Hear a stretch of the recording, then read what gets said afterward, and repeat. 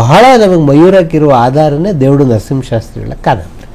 ಮುತ್ತುರಾಜ ಬರೆಯ ಇಲ್ಲಿ ನೋಡಯ್ಯ ಈ ಸಿನಿಮಾ ಮಾಡು, ಇದರಿಂದ ಕನ್ನಡಕ್ಕೂ ಒಳ್ಳೇದಾಗತ್ತೆ, ನಿಂಗೂ ಒಳ್ಳೇದಾಗತ್ತೆ. ಬಟ್ ಅದು ನಿಜ ಆಯ್ತು. ಅದು ಜಯಚಾಮರಾಜೇಂದ್ರ ಒಡೆಯರನ್ನ ಅಣ್ಣವ್ರೆ ಹೋಗಿ ಕೇಳ್ತಾರೆ, ಕನ್ನಡದ ಅಭಿಮಾನದ ಸಿನಿಮಾ ಇದು ನೀವು ಕೊಡಬೇಕು ಅಂತ.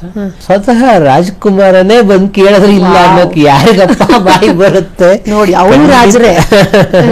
ಈ ಸಿನಿಮಾ ಗೆಲ್ಲುವುದಕ್ಕೆ ಉದಯಶಂಕರ್ ಎಷ್ಟು ಕಾರಣನೋ ಜಿ.ಕೆ. ವೆಂಕಟೇಶ್ ಕೂಡ ಅಷ್ಟೇ ಕಾರಣ. ಕುಸ್ತಿ ಕಾಳಗದ ಸನ್ನಿವೇಶದಲ್ಲಿ ಪುನೀತ್ ರಾಜ್ಕುಮಾರ್ ಹುಟ್ಟಿದ್ದು. ಅಣ್ಣವ್ರ ಜೀವನದಲ್ಲಿ ಕೂಡ ಒಂದು ಬಹಳ ತಿರುವನ್ನ ಕೊಟ್ಟಂತಹ ಸಿನಿಮಾ ಅದು. ಈ ಕತೆ ನನ್ನ ಕಿವಿಗೆ ಬಿದ್ದಾಗ ಅಣ್ಣವರು ಇರ್ಲಿಲ್ಲ, ಪಾರ್ವತಮ್ಮನೂ ಇರ್ಲಿಲ್ಲ. ನಾನು ಯಾವಾಗಲೇ ಅವ್ರನ್ನೇ ಕೇಳ್ಬಿಡ್ತಾರೆ ಏನಾಗಿತ್ತು ಇದು ಹಿಂಗೆಲ್ಲ ಹೇಳ್ತಾ ಇದ್ದಾರೆ. ಮಯೂರ ಕನ್ನಡ ಚಿತ್ರರಂಗದಲ್ಲಿ ಒಂದು ಅದನ್ನು ಕೂಡ ಒಂದು ಚರಿತ್ರೆ ಸೃಷ್ಟಿಸಿದಂತ ಸಿನಿಮಾ 1975 ಆ ಸಮಯದಲ್ಲಿ ರಿಲೀಸ್ ಆಗಿರುವಂತದ್ದು.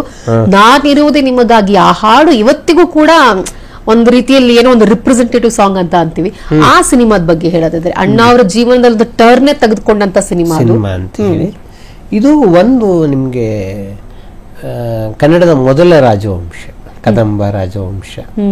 ನಮ್ಮಲ್ಲಿ ಹೆಚ್ಚು ಇದಕ್ಕೆ ಇದಿಲ್ಲ, ಶಾಸನ ಆಧಾರಗಳು ಹೆಚ್ಚು ಇಲ್ಲ ಮಯೂರವರ್ಮನ ಬಗ್ಗೆ. ಮತ್ತು ಇರುವ 3-4 ತಾಮ್ರಪಟದ ಶಾಸನಗಳಲ್ಲಿ ದ್ವಂದ್ವ ಇದೆ, ಏನು ಎತ್ತ ಏನು ಇದ್ರ ಬಗ್ಗೆ. ಬಹಳ ನಮಗೆ ಮಯೂರಕ್ಕಿರುವ ಆಧಾರನೇ ದೇವಡು ನರಸಿಂಹಶಾಸ್ತ್ರಿಗಳ ಕಾದಂಬರಿ. ಅವರು ಸಾಕಷ್ಟು ಅಧ್ಯಯನ ಮಾಡಿ, ಮತ್ತು ದೇವಡು ನರಸಿಂಹಶಾಸ್ತ್ರಿಗಳು ಬಹಳ ಅಧ್ಯಯನಶೀಲ ಕಾದಂಬರಿಕಾರ. ಅವ್ರು ಏನೇ ಬರೆದ್ರು ಕೂಡ ಅದನ್ನ ಮಾಡ್ತಾ ಇರ್ತಾರೆ. ಇದು ಅಶ್ವಥ್ ನಾರಾಯಣ ಅವರ ಇದರಿಂದ ಬರುತ್ತೆ. ಇದು ಮೈಸೂರು ವಿದ್ಯಾಭ್ಯಾಸ ಇಲಾಖೆ ಇದನ್ನ 4ನೇ ಫಾರಮ್ಗೆ, 4ನೇ ಫಾರಮ್ ಅನ್ನೋದು ಇವತ್ತಿನ 8ನೇ ಕ್ಲಾಸ್ ಫಾರಮ್. ಆ 4ನೇ ಫಾರಮ್ಗೆ ಟೆಕ್ಸ್ಟ್ ಬುಕ್ ಆಗಿರುತ್ತೆ. ಮೊಟ್ಟ ಮೊದಲು ಕನ್ನಡಿಗರನ್ನೆಲ್ಲ ತಲುಪಿದ್ದು ಮಯೂರ ಆ ಮೂಲಕ. ಇದು ಅದರ ಇದರಲ್ಲಿ ಮುನ್ನುಡಿಯಲ್ಲಿ ಒಂದು ಮಾತು ಹೇಳ್ತಾರೆ, ಮಯೂರವು ಕತೆ, ಚರಿತ್ರೆ ಅಲ್ಲ. ಇದರಲ್ಲಿ ದಿಟಕ್ಕಿಂತಲೂ ದಿಟದಂತೆ ತೋರುವ ಸಟೆಯೇ ಹೆಚ್ಚು, ಸಟೆ ಅಂದ್ರೆ ಸುಳ್ಳು ಅಂತ ಅವರೇ ಒಪ್ಕೊಂಡಿದ್ದಾರೆ. ಬಟ್ ಅದಕ್ಕೊಂದು ನನಗವರು ಬರೆದಿದ್ದಾರೆ, ಏನೇನು ಆಧಾರ ನಾನು ತಗೊಂಡಿದ್ದೀನಿ ಅಂತೇಳಿ. ಒಂದು ಮೈಸೂರು ಶಾಸನಶಾಸ್ತ್ರದ ವರದಿಗಳು, ಕೌಟಿಲ್ಯನ ಅರ್ಥಶಾಸ್ತ್ರ, Pallavas Kanchi, sketches of south Indian history, Mysuru gazetteer, ಇಲ್ಲಿಂದ ನಾನು ತಗೊಂಡಿದ್ದೀನಿ ಅಂತ ದೇವಡು ಅವರು ಬರೆದಿದ್ದಾರೆ. ಬಹಳ ಅದ್ಭುತವಾಗಿ ಬರೆದಿದ್ದಾರೆ ಅದನ್ನು. ಇದು ಸಿನಿಮಾ ಆಗಿದ್ದು ನಾನು ಬಹಳ ಸಲ ಹೇಳಿದ್ದೀನಿ. ಹುಣಸೂರು ಕೃಷ್ಣಮೂರ್ತಿಗಳ ಮನೆಯಿಂದ ಹಳೆ ಪೇಪರ್ನವನು, ಅವಾಗೆಲ್ಲ ಒಂದು ಹಳೆ ಪೇಪರ್ ಗಾಡಿ ತಳ್ಕೊಂಡು ಬರೋರು, ರದ್ದಿ. ಸೊ ರಾಜ್ಕುಮಾರ್ ಅವ್ರ ಮನೆಗೆ ಬರ್ತಾರೆ. ರಾಜ್ಕುಮಾರ್ ಅವ್ರ ಮನೆಗೆ ಬಂದರೆ ಅಲ್ಲಿ ಎಲ್ಲ ಹಳೆ ಪೇಪರ್ಗಳು ಸ್ವಲ್ಪ ಜಾಸ್ತಿ ಇರುತ್ತೆ. ಸೊ ಅವನು ಏನ್ ಮಾಡ್ತಾನೆ, ಇವರೆಲ್ಲ ಜೋಡಿಸ್ಬೇಕು. ಅಂದ್ರೆ ನಿಮ್ಗೆ ಮೊದ್ಲೇ ಎಲ್ಲ ಕಟ್ಟಿಟ್ಟಿರ್ತಾರೆ, ಇದಕ್ಕಿದಂಗೆ ಬಂದ್ರೆ ಜೋಡಿಸ್ಬೇಕಲ್ಲ. ಅವಾಗ ಅವನ ಹುಣಸೂರು ಕೃಷ್ಣಮೂರ್ತಿ ಮನೆಯಿಂದ ತಂದಿದ್ದನ್ನೆಲ್ಲ ಒಂದು ರಾಶಿ, ಅದರೊಳಗೆ ಮಯೂರ ಅನ್ನೋ ಕಾದಂಬರಿ ಕೆಳಗೆ ಬೀಳುತ್ತೆ. ಅದನ್ನ ಪಾರ್ವತಮ್ಮ ರಾಜ್ಕುಮಾರ್ ಎತ್ಕೊಂಡು ಇವನು ಎಲ್ಲ ಜೋಡಿಸೋವರೆಗೂ 4-5 ಪೇಜ್ ಓದ್ತಾರೆ. ಬಹಳ ಇಂಟ್ರೆಸ್ಟ್ ಆಗುತ್ತೆ.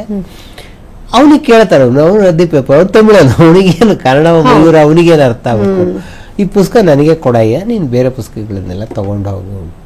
ಅವನು ಇಲ್ಲ, ಹಂಗೆಲ್ಲ ಕೊಡಕ್ಕಾಗಲ್ಲ, ಇದು ನಾನು ತಗೊಂಡಾಗಿದೆ ಇದ್ರ ರದ್ದಿಗೆ. ಕೊನೆಗೆ ನೋಡಯ್ಯ ನೀನು ಕೊಡೋದ್ರಲ್ಲ 50 ರೂಪಾಯಿ ಕಮ್ಮಿ ಕೊಡ್ದಂಗೆ ಕಾದಂಬರಿ ಬೇಕು ಅಂತ ಹೇಳಿ ಅವತ್ತು ರಾತ್ರಿ ಓದ್ತಾರೆ.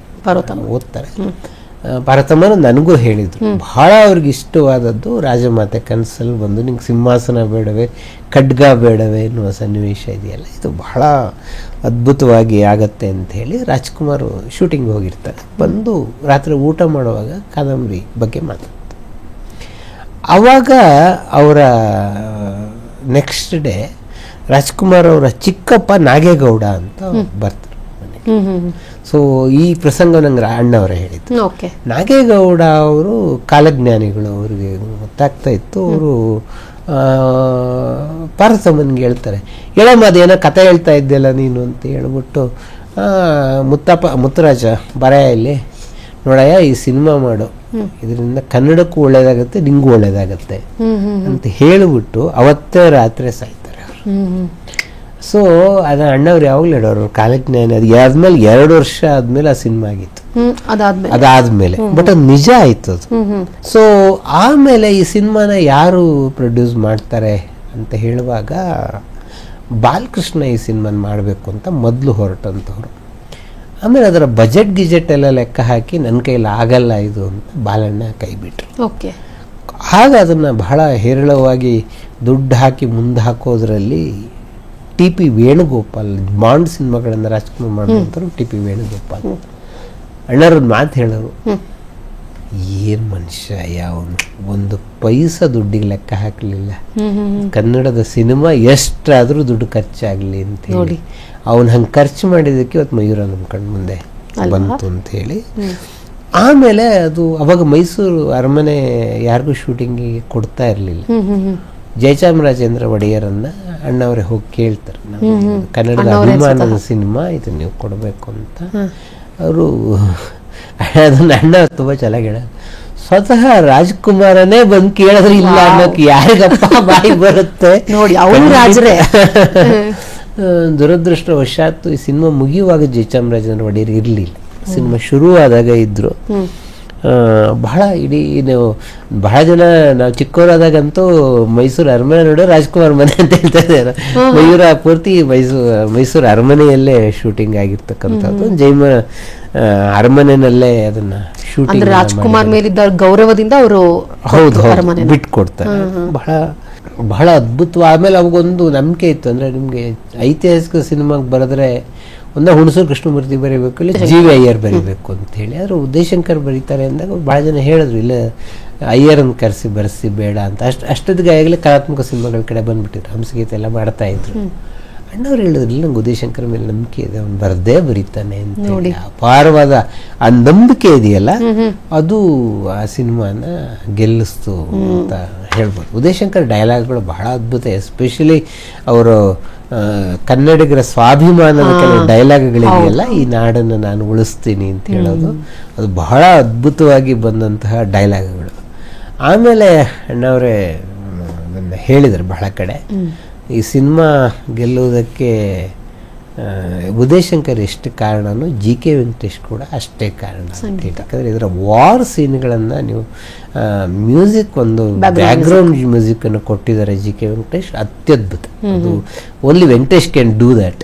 ಆಮೇಲೆ ನಿಮ್ಗೆ ಅದು ಈ ಮೌನ ತಾಳ ಹಾಡಿದೆಯಲ್ಲ, ಅದು ನಿಮಗೆ ಚತುಶ್ರುತ ಇದು ತಾಳದಲ್ಲಿ ನಿಮ್ಗೆ ಒಂದು ತಾಳ ಬಿಟ್ಟು ಮೂರು ತಾಳ ಇಟ್ಕೊಂಡು ಮಾಡಿದ್ದಾರೆ. ರಥದ ಸೌಂಡ್ಗೆ ಕರೆಕ್ಟಾಗಿ ಹಾಡನ್ನು ಸೆಟ್ ಮಾಡಿದ್ದಾರೆ. ಅದು ಜಿ.ಕೆ. ವೆಂಕಟೇಶ್ ಅಂತವ್ರು ಮಾತ್ರ ಮಾಡಕ್ ಸಾಧ್ಯ, ಇನ್ಯಾರು ಮ್ಯಾಜಿಕಲ್ಲಿ. ಆಮೇಲೆ ಅದರಲ್ಲಿ ನಾನಿರುವುದು ನಿಮಗಾಗಿ ಅಂತೂ ಅದು ಬಿಕಮ್ ಫೆನಾಮಿನಲ್ ಸಾಂಗ್ ಅವರೇ ಹೇಳಿದಂತೆ. ಆಮೇಲೆ ನಾನು ಹೇಳಿದ್ದೀನಿ ಇದು ಸಿನಿಮಾದ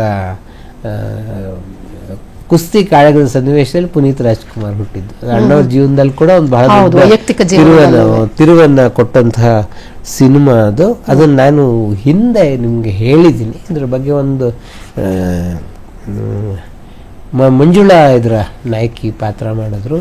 ಕೊನೆಗೆ ಅವರು ದುಡ್ಡು ನನಗೆ ಕೊಡಲಿಲ್ಲ ಅಂತ ಹೇಳಿ ಇದ್ರ ಕ್ಲೈಮ್ಯಾಕ್ಸಿಗೆ ಬರಲಿಲ್ಲ. ಕ್ಲೈಮ್ಯಾಕ್ಸನ್ನು ಯಾರೋ ಸಹನ ಟೀಮಲ್ಲಿ ಶೂಟಿಂಗ್ ಮಾಡಿದ್ದಾರೆ ಅಂತೆಲ್ಲ ಯೂಟ್ಯೂಬಲ್ಲಿ ತುಂಬ ಕಥೆಗಳು ಮಾಡ್ತಾ ಇತ್ತು. ನಾನು ಬಹಳ ಜನದ ಹತ್ರ ಮಾತಾಡಿದ್ದೀನಿ, ಅಣ್ಣವ್ರ ಜೊತೆಗೆ ಮಾತಾಡಿದ್ದೀನಿ.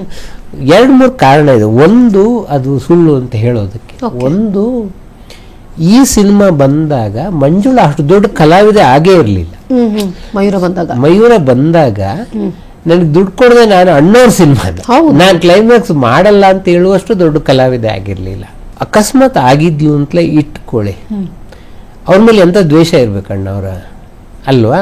ನಾನು ಮೊದಲನೇ ಬಾರಿಗೆ ಮಂಜುಳಾ ಮೇಲೆ ಪುಸ್ತಕ ಬರೀತೀನಿ ಅಂತ ಹೇಳಿದ್ ಪಾರ್ವತಮ್ಮ ರಾಜ್ಕುಮಾರ್ ಹತ್ರ.